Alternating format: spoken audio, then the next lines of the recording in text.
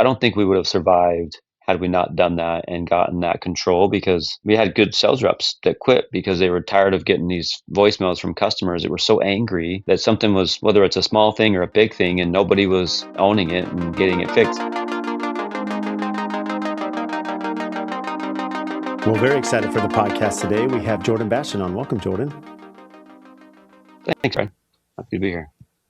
Excited to have you. So you are co-owner and president of sales for Icon Power, and we go back quite a bit. I mean, I guess part of the before solar. I mean, you have quite a golf game too. So It's okay. Not as good as I'd like to be. I think every golfer can say that, though. Yeah, I think we could all say that. It's hard to find time, dad, kids, running a company. There's a lot going on. Well, you guys at Icon have done nearly all of our projects at AFT. I'm building my personal house right now. First call was to you, Jordan. You guys are coming in. I've taken, a lot of my, people in my network through the house, and all of them have made comments about the, Tesla Powerwalls and the solar. So I'm excited to dive into that today for those listening. How has solar changed for you over the years, running your company now with, new requirements and, tax codes that change? What does the solar market look like today? There's a term in the industry, it's called the solar coaster. And it's had a lot of ups and downs. The market has definitely changed from when, I started selling solar back in 2014. Jake and I actually started with a company called Solar City, and we ran a sales team there for a few years. And then Tesla acquired Solar City and eventually decided they wanted to cut all sales and just, do their own marketing and have people sign up online. So it was a sad day because we were drinking the Kool-Aid. We loved it. And then at that point, we met with a few other companies and then just decided, let's just, we've done really well over the last few years. We know the industry now. Let's start our own company. So it ended up being, one of the best days ever, because we wouldn't have done it otherwise, I don't think. And because, we had a sales team we ran, there was a few other teams that were beneath us as well that we helped run. And so in a way, hard work plus a little bit of luck paid off, because we were able to, take all our sales guys with us and start a company from scratch and hit the ground running right away. So that's when we started Icon. As far as the industry changing, it's been different. It's been, the products that we sell, like obviously solar is the product, but the way people pay for them has changed over the years, right? There's terms called leases where there's no upfront costs, and then people just make a payment for the power that's produced from the panels. Obviously people can pay cash and pay it off up front, and then some people can finance it. And so early on, most people aren't paying it off up front, and they're really just only, buying the electricity, which is called a lease at that time. And then over the years, new financing products were born to help people own the system to start without having to pay it off up front. But over the last, I'd say 3 or 4 years, we've had way more people want to just pay it off up front and own it right out the gate.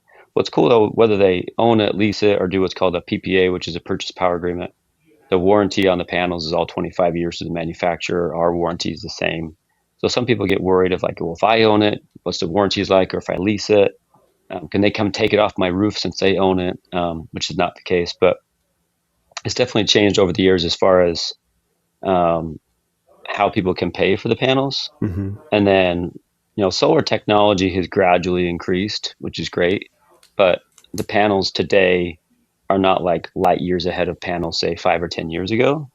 But what has really changed is battery technology has gotten a lot better and it's gotten less expensive. You brought up the Powerwalls on your own home that we installed. Mm-hmm. And so, we started selling and installing batteries in 2021. And so at that point, in 21, we sold more and installed more than the previous, 8 years combined, because we never sold them. But even then, we often tried to hey, you don't really need a battery right now, and almost talk people out of getting them. Just because I think the reasoning for get them, there wasn't a lot of extra savings for getting a battery, and, mm-hmm. and one battery couldn't run and back up an air conditioner. Mm-hmm. And then in 23 is really when battery technology took a big jump. early 23, and we started selling as many batteries paired with solar as much as possible. So technology got better, pricing got better. When the panels produce more than someone's using, that excess electricity has to go somewhere. Hmm. Without a battery, it goes back to the utility, which is great. You can get some sort of value. That value has slowly decreased over the years. So when they got solar back in 2016 or 2017 or whenever they got it in that year, they got grandfathered in to whatever the terms are with the utility at that time. So someone getting solar today, they can still send excess power back to the utility, but it's you're not the value is less than what it used to be. And so, you could say you're getting 50 cents on the dollar essentially.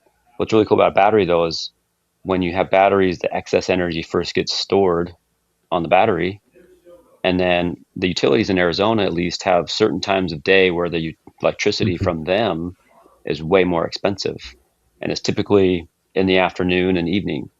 I call it rush hour traffic for the utility companies. Hmm. And so they've, in my opinion, do like it when someone has solar and a battery. They don't like it when someone just has solar because peak production of the solar, depending on where it's facing, is going to be somewhere between like 11 a.m. to around 2 p.m. in that window. And that's not rush hour traffic for them. They don't need help with extra energy during that time. But when people get home in Arizona or in Texas and Nevada, those are the main three states that we're in, crank in the AC unit, start cooking dinner. People want to do laundry and just live their life, right? And so in the evening is when there's a massive spike on the grid, and so utilities in Arizona charge more during that time to try and incentivize people not to use electricity during that time. So with batteries, you can store your energy when the solar is peaking as far as production goes, and then use that energy later on in the evening when it would be super expensive from the utility, but now you're using the energy stored on the batteries. So I say that's probably the biggest change is we sell, it's not every single job, but it's high, it's, mid to high 90% of the jobs that we sell and install now are paired with a battery, where in before 2021, it was 0%. Well, I'm glad you brought that up because one thing that's difficult, I know from like SRP and APS, the power companies we have in Phoenix, is they do have these plans where they're like, okay, Jordan, if you and your family, if you're not using your electricity in the afternoons, you're going to save money. But, and they're like, don't run the dishwasher, don't do laundry, Don't but run the AC yeah, unit. don't run the AC. But you're like, okay, well, kids are from home. Like, how do you not operate in your house? Like normally when you have kids and functioning, how do you not, how do you turn off the AC in the hottest part of the day? How do you not run the pool filter? Like these things are happening. And that's why, to your point, I mean, the batteries are going to help offset the cost by, hopefully, in that window, utilizing the battery energy. So then that way you're not drawn from the grid. Yeah, I mean, we've come across people too who really just like run the AC at like 70 degrees. Hmm. And then as soon as the on peak window starts, they'll put it at like 82, right? So trying to help blast and make the house like a freezer, an ice box, and then not have to use the air conditioner until hopefully later on when maybe the on peak expensive hours are over.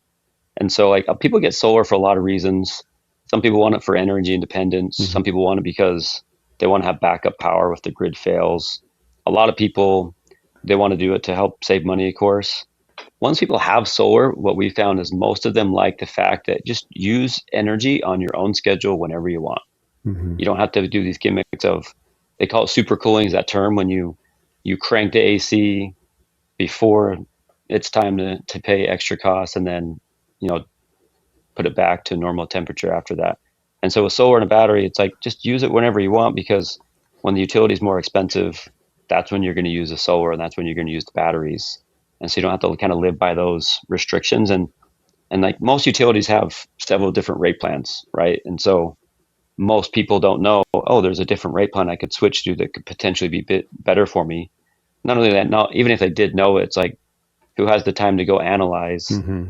during their spare time, like, oh, I could save money on this utility plan or this plan, where that's something we do as well. So a lot of times people will switch to a different rate plan with the utility to better optimize, their savings as far as what they buy from the utility at nighttime. Um, and a lot of times too, like this is how I do it at my house. And when we turn your system on, Brad, is how we'll do it at yours.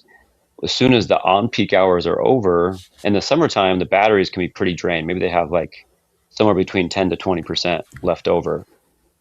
And so, let's say you waited until the next morning to use the solar to charge the batteries. Well, if the grid were to go out in the middle of the night, you don't have any backup power now. Mm-hmm. And so at nighttime, you can use the grid when they're super cheap to recharge your batteries back up to 100%, especially with SRP, which is where you and I live in that territory. Because SRP in the winter months, they have on peak hours that start at 5 a.m. Solar is producing zero at that point, Mm-hmm. right? And it goes till 9 a.m. And so the batteries will cover a home during that window when the solar is producing really nothing.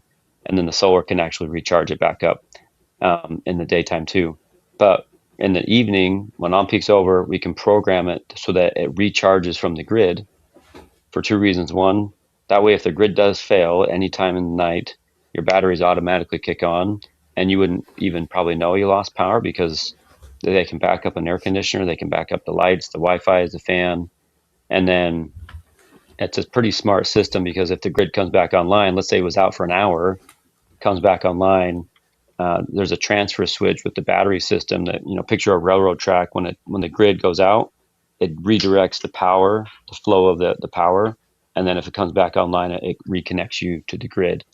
And so that way, we're lucky in Arizona. We don't lose power a lot. Mm-hmm. So it's kind of like an insurance policy almost in that sense. But most people in Arizona, at least, are not getting them mainly for the backup, and mainly getting them to eliminate those expensive windows where electricity from SRP or APS is super expensive during that window, and you want to avoid buying from them. And so the solar and battery cover you during that time. I love that you brought that up because, there's a few directions. I'm sure each of your clients maybe have a different reason why they want solar, kind of what you've alluded to. But I think in general, a lot of my clients that I've seen that have requested solar is they may have, appliances that they don't want to have down, right? It could be, a wine cellar that they don't want down because they have expensive We've wine. had that Yeah, they have numerous times. Yeah, maybe they went fishing to Alaska and they have, a freezer full of, their catch, that they brought home, and, having the grid down, which does happen on occasion, solar gives them that flexibility, or, they may not want to have to check into a hotel if it's down for a day. But to your point, also the flexibility to have more control and use your AC, keep it at a certain temperature. Not everything's driven by cost. A lot of it's driven by convenience from, what you're communicating. Yeah, and a lot of times, you're right, though. There are different reasons. I met with a guy yesterday. We were talking about like, well, what would you want to do run still if the grid were to go out? And that just dawned on him. He's like, well, I have half a cow in my freezer that I paid for. That'd be expensive to lose. Mm-hmm. Or like to your point, having to go stay in a hotel. So, people don't equate backup power as saving them on cost, but if there's money you'd have to spend because you lost power, then it technically could be, whether it's checking into a hotel because it's July and it's now 100 degrees in your house and you can't tolerate it, right? Or we've had numerous clients, a couple of yours, are like, hey, I have a wine cellar. I can't ever have that lose electricity. That's the most important to me. Mm-hmm. What they want backed up also is going to determine, how many batteries they get. A question we ask is, okay, it's kind of hard to envision if it's never happened to you before, but like if the grid goes out, envision how would you live? How would you still want to use electricity? Would you not want to skip a beat, crank your ACs as if the grid was working? Or would you be, conservative and kind of hunker down on maybe one side of the house, and, someone has multiple air conditioners, turn those ones off except for one that you can, whether it's a bedroom or a family room. But of course, fridge, freezer, lights, Wi-Fi, the basic stuff, plugs so you can charge your devices, all that naturally gets backed up. But that's a conversation we have before we even go into the design of, okay, think about if the grid were to go out, how would you want to use it? And most people are like, yeah, I'd be conservative. If my phone's at 20%, I'm going to, quit all my apps, maybe turn the brightness down. and maybe try not to use it as much. And so that's kind of what the batteries are supposed to do is, it's not going to run your whole house unless you want it to, and you want to pay for the extra cost of getting more batteries. Mm-hmm. Because then if someone's reasoning for solar is like, hey, I want a really good ROI, I want to have a really good return on my investment. Well, at a certain point, once you start adding more, then that's going to alter the investment a little bit. Now, depending on the size of the house too, you may need multiple batteries to cover you during the peak hours. And so those are helping, increase the return on your investment, because if we can avoid 100% of the expensive peak electricity, that's great. So just coming to like, hey, we have to do some load calculation, figure out their usages, analyze that.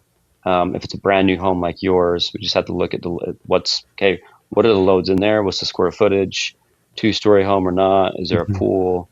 And then, some of it's estimating and guessing a little bit, but it's also based off of previous experience of, yeah, here's the usage for this house based off of other homes that we've done in the area. So it's almost an art. No, it is. What's interesting, Jordan, and I'm curious your take on this. I feel, at least from a general contracting perspective, I feel like the conversation around solar has changed in this way. You mentioned that, batteries really started taking off, in the early 2020s, and the performance of them became a lot higher. So even for you, as a vendor, you're selling these because you know that they're performing now. When solar first came to market, at least the sales pitch was given to me was, you're going to save money. You're going to save money. It's like, whereas I feel like now, not that you can't save money, but it seems like the conversation, like we've been talking about now, a lot of people, it's the convenience factor. It's like, hey, now with the batteries, it does add substantial cost, but you have luxury goods in your home. You have, we know the grid can be unstable. We're seeing AI and data centers, how that impacts the grid. You have the populations booming in Phoenix. So just that security, it's not like energy is getting cheaper for anyone. So as rates rise, yeah, there could be some savings there. But to your point, it's really controlling how you live and the convenience of it. How is that, maybe, I don't want to say your sales pitch being present sales, but how has that communication changed for you and your team from maybe early on day one when you were in sales to now running your company? Yeah, I think, and to your point, right? Like, when I first started selling solar, it was knocking doors, and the pitch was knock knock. Hey, you can get solar. There's no upfront cost. Like you had to pay it off before, so there's no upfront cost, and you'll still pay for the energy from the solar. You're just getting that energy at a lower rate compared to what utilities charging.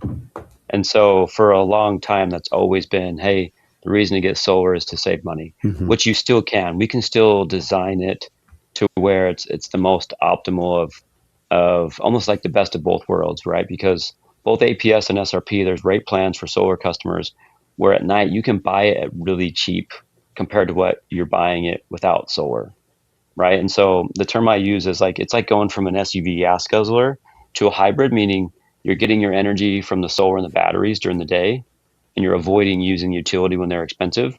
And then at night, you're buying from the utility when they're super cheap. And that's the best way to save money right out the gate. But we're finding a lot of people are doing it to protect themselves from future increases. So it will save them money.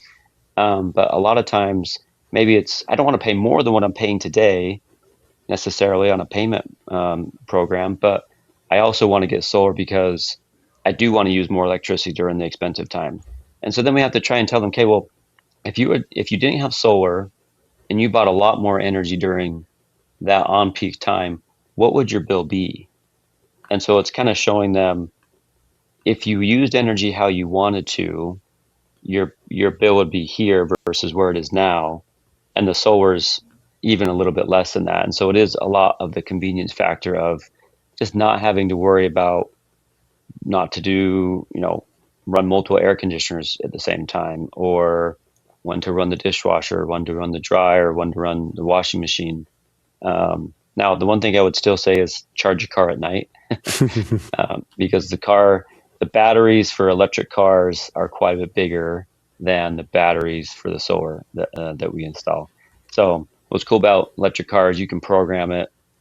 Don't start charging until like 9 p.m. is when I have my car start charging, because that's right when the on peak energy ends. And so you can plug it in at 6 or 6:30 or whenever you get home, but it doesn't start charging until you program it to start charging. So that's the one thing I would say: don't charge your car during the peak hours, Yeah. because then you might use up all the battery energy, and then all of a sudden the battery's drained, and now you're buying from the utility during that window. So buying, during the day when it's off peak, cool, charge your car. But the most easy and convenient one. So this is my sales pitch for electric cars. You can wake up to a full tank of gas every morning and never have to go fuel at a gas station because you're getting it from your house, essentially. But yeah, that's really the only thing is don't use electric car charging during the expensive on peak hours, because it won't. Your batteries aren't.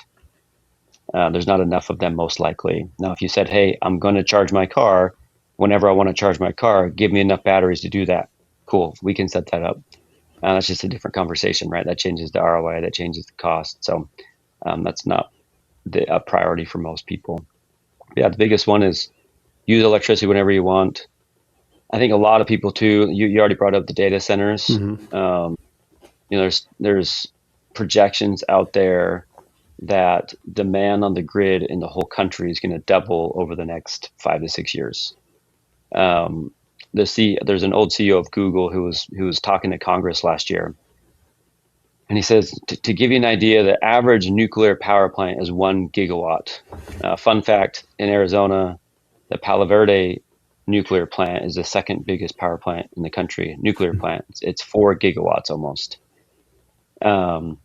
We need about 67 more gigawatts by 2030. And so it's like, how quickly can we build a power plant? Not in 5 years. And so his plea was like, we need all forms of energy: nuclear, oil, fusion, renewables like wind and like solar. And why I'm bullish on solar is like solar is the fastest to deploy. And so a lot of people, I feel like, are going to maybe get tired of the rates going up.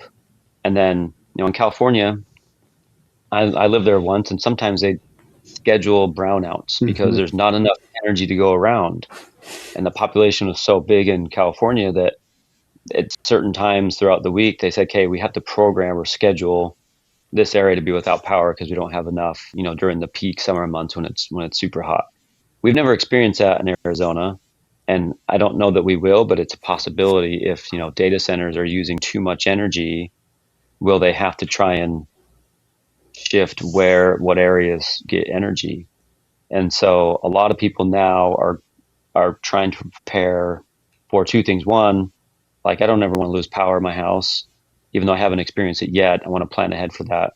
But as demand increases for energy, but supply doesn't increase at the same rate, when demand increases and supply doesn't, that just is going to raise the cost naturally. And so now, even without that, like, just reverse 10 years ago, 20 years ago, everything was less expensive, not just electricity, but Right. if someone, their energy bill, like 10 years ago, APS or SRP, they were way cheaper. And so a big reason why people get solar is, yes, for the convenience, like you mentioned, but to protect themselves from using energy during the expensive hours, but also to protect from the future increases that they're going to get. And it's a percentage, right? So to give an example, like SRP has a rate plan on peak is like 35 cents a kilowatt hour. And so an increase of, say, 5% on 35 cents is a bigger number than, say, on the solar rate plan, you can buy it at around 6 cents at night during off peak, which is obviously way, way cheaper. So the off peak rate plan pricing, that will also increase, right? But it's not going to be as expensive as a 5% increase on what the expensive time. And so if you aren't buying as much from the grid, or some people say, hey, I don't want to buy anything from SRP. I want to be able to run off my batteries at night and during the day. And so design a system where I'm just completely independent from the utility, which we can do. The ROI, again, kind of go back to our previous conversation, isn't going to be as good, but maybe they're not thinking about the ROI today. They're thinking about, 5 to 10 to 20 years down the road, what's energy going to cost? And if I can be energy completely independent, then great. where I'd say most of our customers are thinking more in the shorter term about, hey, I want to save, good money within the next 4 to 7 years. This isn't necessarily my forever home.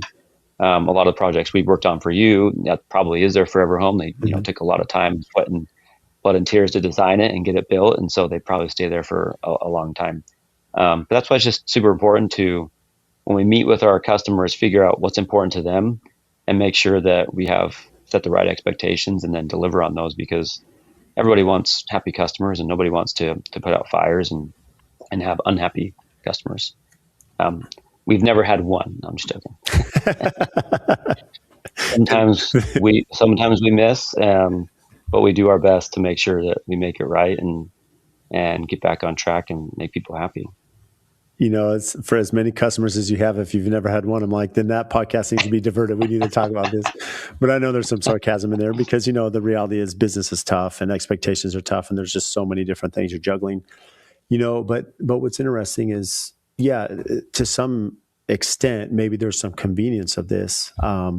But to your point, we know that the forecast is that population growth and pricing is going to continue to change and be strained. I mean, you know, AI and data centers are completely changing the market worldwide, and it's this rush for information and technology. And so that wasn't the case 20 years ago. Not that we weren't advancing, but Yeah. now it's at an accelerated rate that's really high. And so I will say that a lot of my clients, even though they know there's some investment up front, like I'm doing in my house with these batteries, that at some point there could actually be an ROI, just maybe like early on solar was sold, that, hey, there might be an expense today, but yeah, depending on how the market changes and power changes, it's not just the convenience anymore. There's actually a cost to it. Yeah, and there definitely is an ROI day one. Let's say someone decides I want to pay it off up front, which, like I mentioned, we've had a higher percentage of people doing that. Well, then it's like, okay, well, now you're avoiding paying your utility company XYZ dollars, and XYZ dollars that you're now saving. Let's call it, on a house like you're building for your home, it's easily to say you're going to avoid paying SRP $5,000 to $6,000 a year based off today's rates, right? And so divide that by the net cost of the system. It's usually about a 10% return on your investment, which is not crazy sexy, but it's still 10%, and it's almost guaranteed. The only way it's not guaranteed is if rates go down. So I tell people sometimes, if you think utility rates are going to go down, don't get solar then. Because when someone does get solar, they're betting that rates are going to go up, and they want to hedge against those rising rates, right? So I don't want to call it a gamble, but in a sense, like if utility rates just stayed the same, is kind of the math we like to use. Assuming the rates never increased, the system typically pays for itself in about 8 years, right? And warranties are 25. And so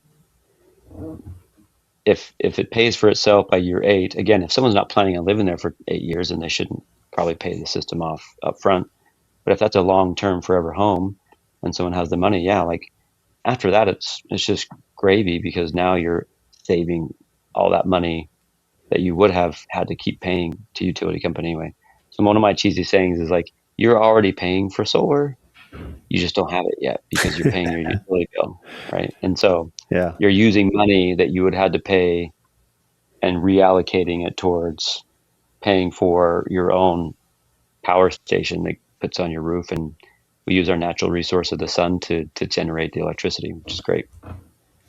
I love that. I mean, this kind of goes back to the principles of like business is providing value. You touched on this briefly, Jordan, is that, you're going to sit down with these clients and not just from a perspective of understanding square footage and really how many batteries and, kind of building the system for them, but you're looking at what the utility companies are doing, what the peak hours are, how you design around that, how you're using smart solar. You mentioned even for your own house, you're programming your electric vehicle to be charged at night.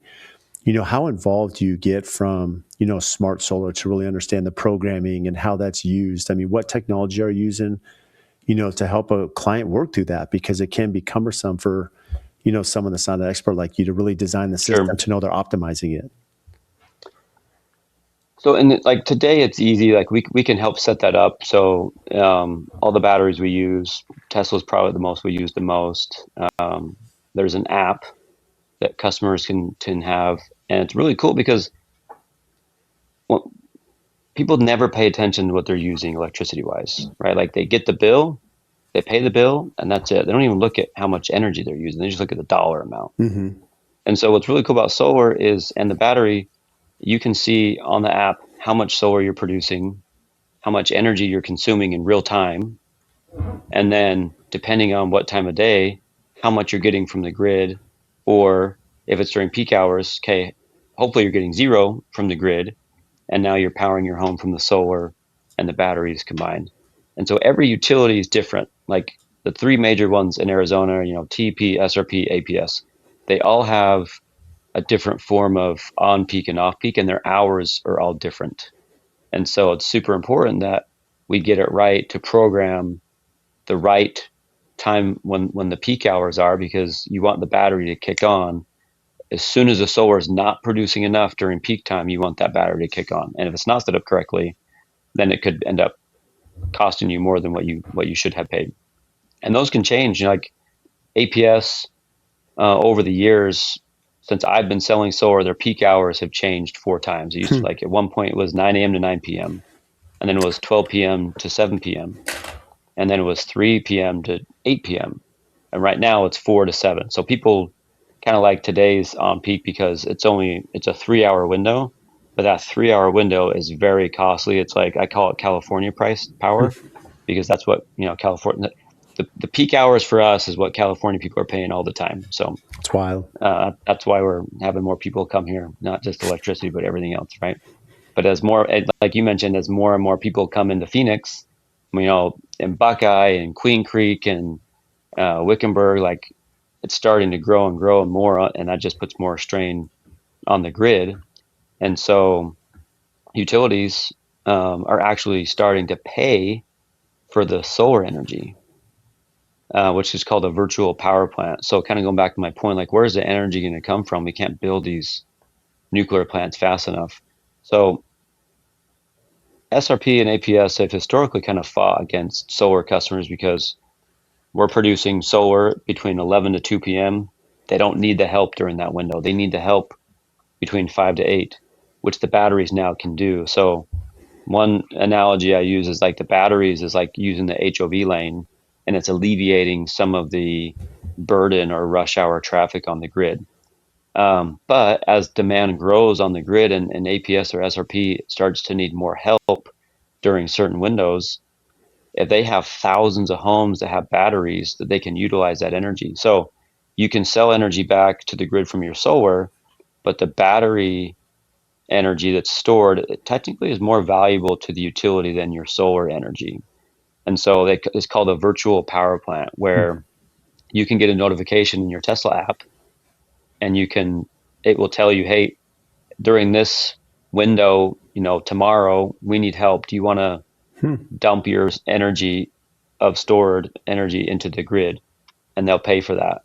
And so that's one thing I see where batteries can be more of an added value is, even as demand grows, I think the utilities are going to value batteries even more, and maybe even pay for more to get the help they need to help cover the demand that's going to come.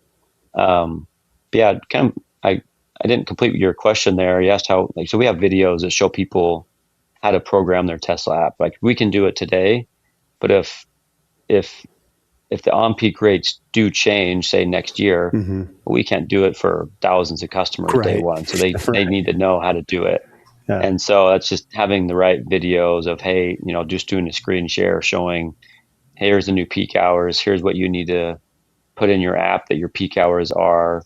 Here's the pricing you need to put for your sell rate and for your buy rate, so that the battery knows this is the expensive window and this is the cheaper window, and how to prioritize that. So in the very beginning, as we go customer one by one getting installed and turned on, it's easy to set it up for them in the beginning, but they got to know how to do it themselves and be, independent in that sense if the peak hours do change. But at the same time, we can blast out an email with a video that shows, hey, here's how you do that. By the way, your peak hours change, so you got to know this is the new time, and you got to change your settings in the app to show that this is the new on peak hour, so you don't get hit with a higher charge essentially. When you think about now, I mean, I'm pretty excited about mine, right? I've seen yours, I was able to go Yeah, take. city inspection on Monday and SRP probably coming out early May. We're gonna turn those switches on and get you solar powered. So yeah, walk us through that. Walk us through. Okay, using my house as an example. Installing the solar. We've had the panels in the house, and I'm under construction. So walk through what that looks like for a new build. I'm not even living there yet, and how that can impact me, and then what the steps are to get it integrated with with the grid. Yeah, so with a new build, there's a few extra steps for us and for the homeowner, right? So one thing that's nice is, if the house is already built, we have to have the conduit from the solar panels to get to the electric box somehow. And that's usually some of it we can run through the attic, but at a certain point it's got to run, down the wall. And we'll paint it to look nice. For a new build, what's cool is we can hide that in the walls, right? So we do all the plumbing and all the pre-wiring before drywall is done so that we can have, conduit sticking out on the top of the roof so that when the panels are installed, we can just tie that in there and it's already tied into where your electric box is going to go. Maybe not at that point in your case, the electric box wasn't live yet. So we just ran all the wires for the batteries from in the garage over to the other side of the house where your main electric box is, and then from the roof down to that area too, right? So that's one step, is just getting all the wiring done before drywall. Which once drywall is done, it can be a while until the home is finished, right? Mm-hmm. But then the next step is, depending on what type of roof it is, we want to install the brackets. So like if it's a flat roof, like part of your house is a great example too, because it has some flat area Mm-hmm. and has some pitched roof, right? So on the flat roof, we installed the brackets before like doing the foam over, Mm-hmm. and that way we didn't have to install on a foam roof. Yep. And then we installed the brackets on the roof, and then you guys are putting the roofers putting the tile back around them, and then we went back and put the panels on after that. And so there's a few, and then another time was, once part of the garage was finished, we went back and installed the batteries. And so a typical home that's already built, it's usually a 1 or 2 day install. Mm-hmm. For a new build, we have to be very um, aligned with the builder and have good communication so that, hey, don't foam over the flat roof before we install our brackets, which it's not the end of the world if we had to install on the roof and then attach to the roof.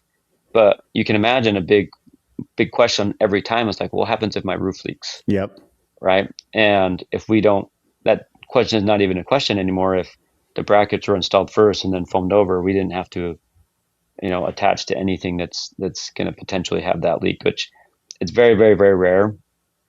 We've had, a handful over the years, but it just alleviates that concern because we install before and then either get foamed over, or now if it's a comp shingle roof, there's nothing really to do first. You install the comp shingle and then we install on the panels on top of it. So it just depends on what type of roof is getting installed that will determine what type of brackets and rail we use to put the panels on, and at what point we can do that. But so kind of like recap that, once the home is, started being built, we want to put the wiring in before drywall is done, put the brackets in before the roof is either, completed. And then after that, we'll put the rail and the panels on. And then depending on where the batteries are going, whether it's in a garage or in a shed or something like that, we got to wait for that to be finished. And we can go put the batteries on there. And then once it's all done, in your case, I don't think your home's finished yet, but we have the inspection for the solar being done next week. And there's a good chance your solar is turned on before you even live in there because there's power already, which you're paying for. And so we can get your home solar powered and stop paying SRP.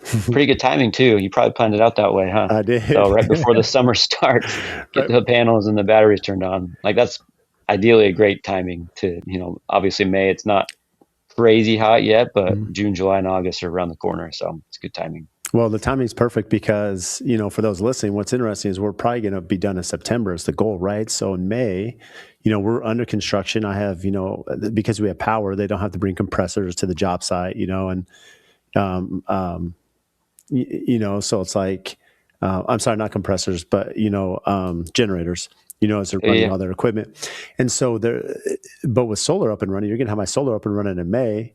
working through the app as we're working, 4 or 5 months of heavy construction, working through finishes. And again, the guys sure like to work in house when there's air conditioning on, it's Yeah. 110 degrees. So it's going to help my trades that are in there working too, Yeah. I didn't think about that. That's a great point.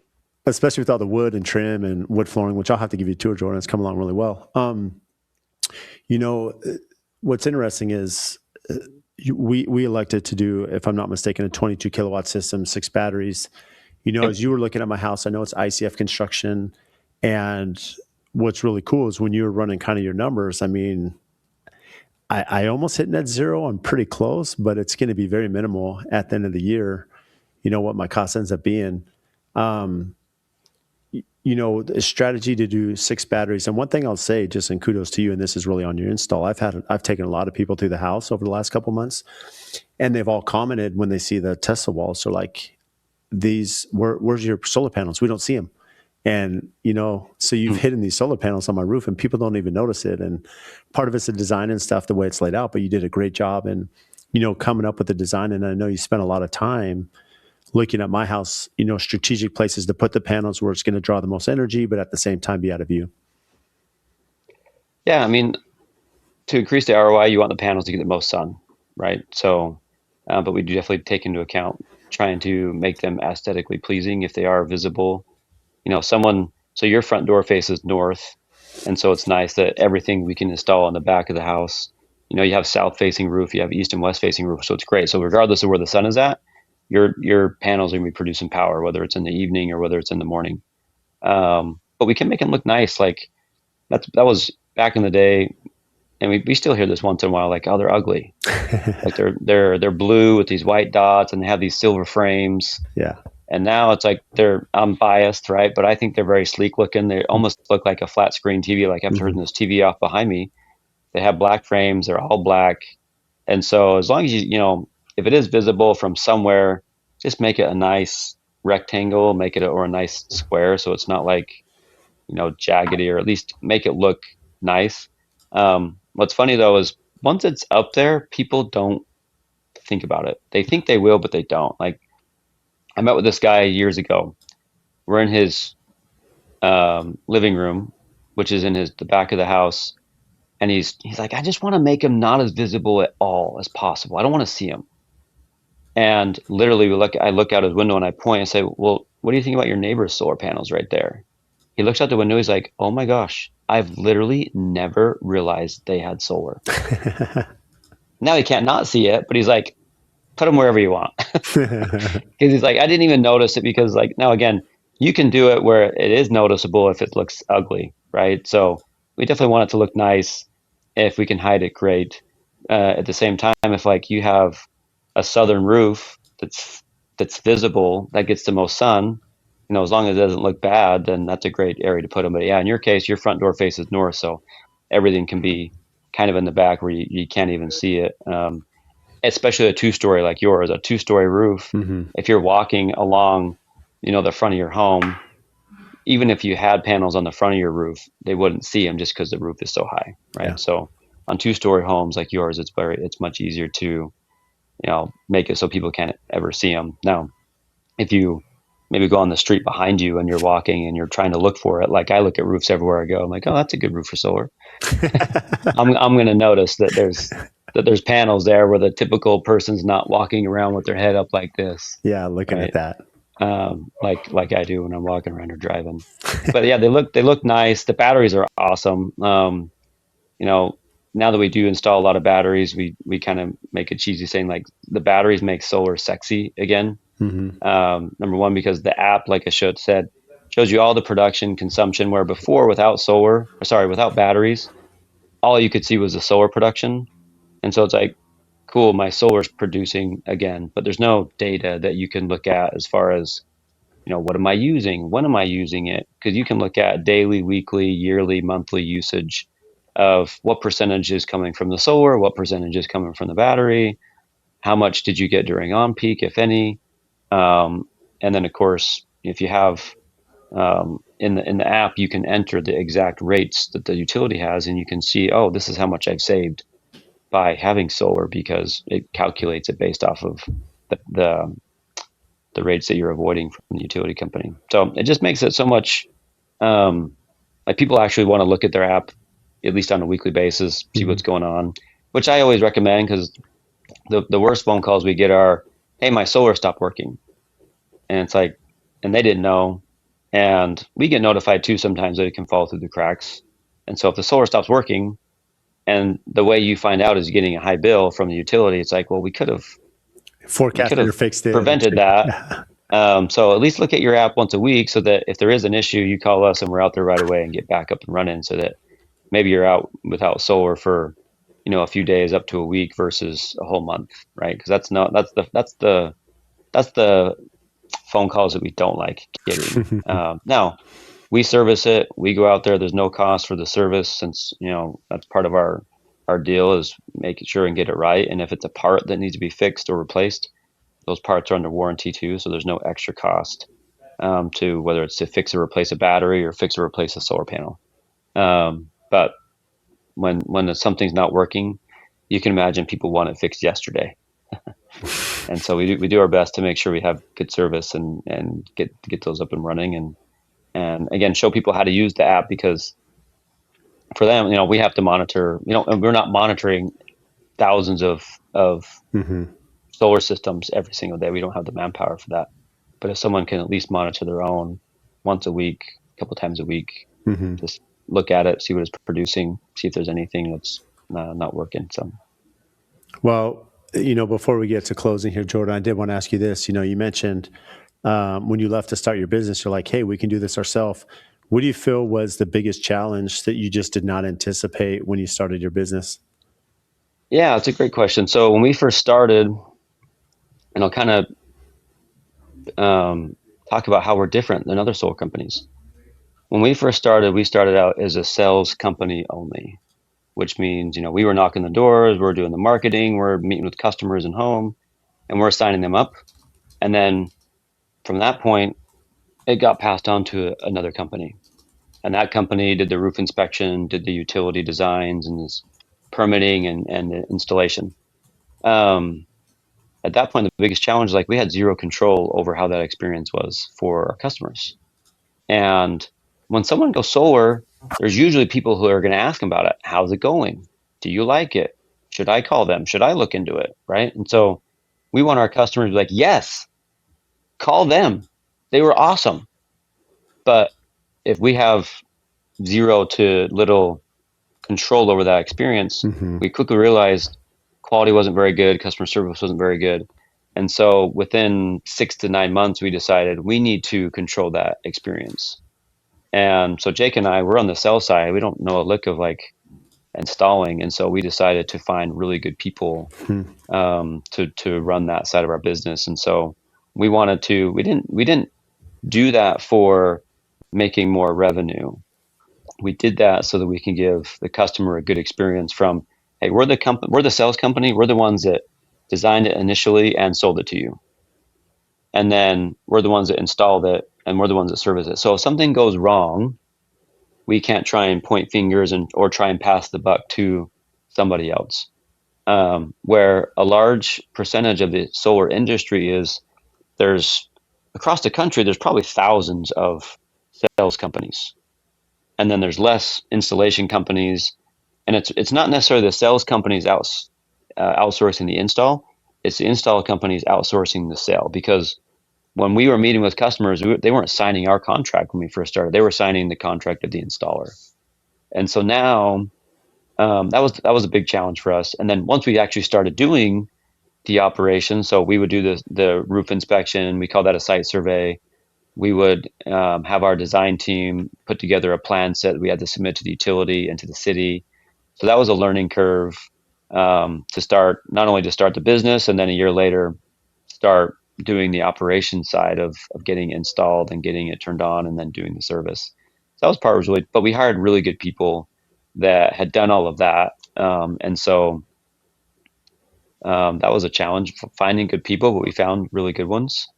So that was tough in the beginning, but it was, I don't think we would have survived had we not done that and gotten that control because, we had we had good sales reps that quit because they were tired of getting these voicemails from customers that were so angry that something was, whether it's a small thing or a big thing, and nobody was owning it and getting it fixed. So in solar, and you can come across that, I'm sure in your business, we're submitting a building permit. So it's technically a construction project. Mm-hmm. And so in a construction project, sometimes it goes super smooth and no hiccups. And sometimes the cities can be a pain and they can reject our plans, or the utility can be a pain and require something new. So like we have to put, a lot of cities now requiring heat detectors, or we have to wire in like all their smoke detectors, which was something we'd never had to do before. And the only way we found that out is they rejected our, or they failed our inspection. We're like, nope, you didn't do this. We're like, oh, we didn't know that. So a lot of it's just kind of learning as you go. But that's what, you got to adapt or die. So our team's been really great at adapting with all the changes that have come over the years, with different type of finance products and with the tax credit. So maybe we can chat about that real quick if we have time. Yeah, do it. So, most people have probably seen that the tax credit expired last year in 2025. Mm-hmm. And so anyone that got solar last year, they get a tax credit, they get to file it on themselves. But there's an option that we can still have to take advantage of the tax credit, and we pass that on to our customers. So when a third party owns a system for 5 years, that third party can get the tax credit, and then we can still give the savings passed on to our customers. And so and it's way better in my opinion too, because someone that got solar this time last year and installed, they paid 100% of the price. They're just now filing their taxes to get the 30% back. So their net cost was still 70% of whatever they paid. Mm-hmm. Now they can take advantage of the tax credit within a month or two, because they're only going to pay 70% of the cost day one, because we have a company we work with, they get the tax credit, they pay us the 30%, customer pays us the 70%. And so customers can still, in a way, take advantage of getting a lower price to them without having to file it on their own taxes, which is great, because some of our customers, if let's say a tax credit was 15,000, but you only paid 7,000 in taxes that year. Well, they're not going to give you 15,000 back. They're only going to give you 7,000 back. Mm-hmm. Now, the 8,000 that you didn't get doesn't go away. It just rolls over to the next year, and then you can use it that year. And so for some people, the tax credit took 1 or 2, or sometimes it maybe even 3 years for them to fully take advantage of. Whereas now, it's day one almost. And so people are liking the way it's done now way better, because they don't have to wait a full year to get the tax credit back and then put it back in their pocket, essentially. So solar, it's just going to keep growing. People are going to want it more and more, as long as there's good companies out there that can do good work, do good honest work. We've had plenty of companies that in the industry that have not, and some aren't around anymore. Mm-hmm. And so we want to be in it for the long run. And the more happy customers we have, the more quality work we do. It's just going to make it easier, because the best type of advertising is word of mouth. And if you have happy customers that can be like almost evangelicals for you and just say, yep, you got to call my solar guy or my solar company. That's what we want our customers to be. It just makes it easier to stay in business, get more customers, and just kind of have a snowball effect of more happy customers we have, the more customers we're going to get. Because people that are happy, they might tell a handful of their friends. People that are unhappy, they're going to tell all their Facebook friends, Mm-hmm. right? And so in today's day and age, and even now, like people are asking the AI companies, hey, what's the best solar company? Mm-hmm. Right? They're asking ChatGPT or other ones. And so we got to make sure that any business got to make sure they're doing quality work, so that customers can give good reviews and give good feedback. And then that just helps get quality people that we work here. Our biggest why is improving the lives of our people that work at Icon, but also improving the lives of our customers. Mm-hmm. And the better people we have working here, the better we can take care of our customers.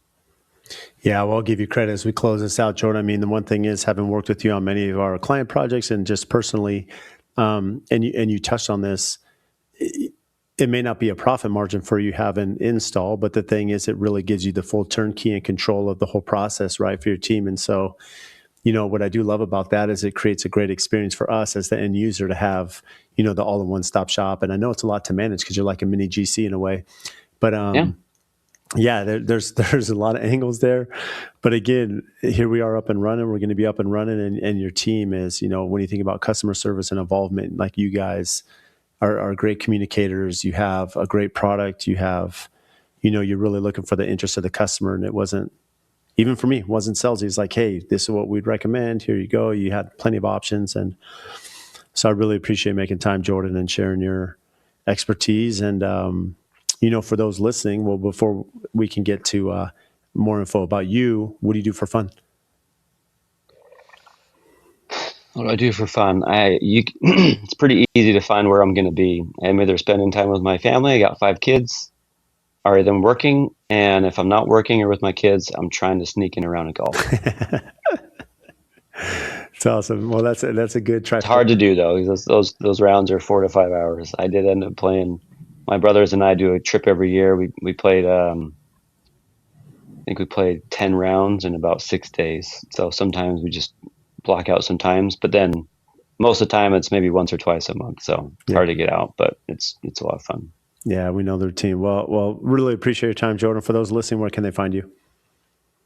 Instagram is jbastian3, and then for Icon Power, it's just Icon Power is the Instagram handle on. And then we have a YouTube channel called Wahub on YouTube. You can see a lot of videos that we produce there. Those are the places to find us. Amazing. Well, thank you, Jordan. Thank you. Appreciate it, Brad.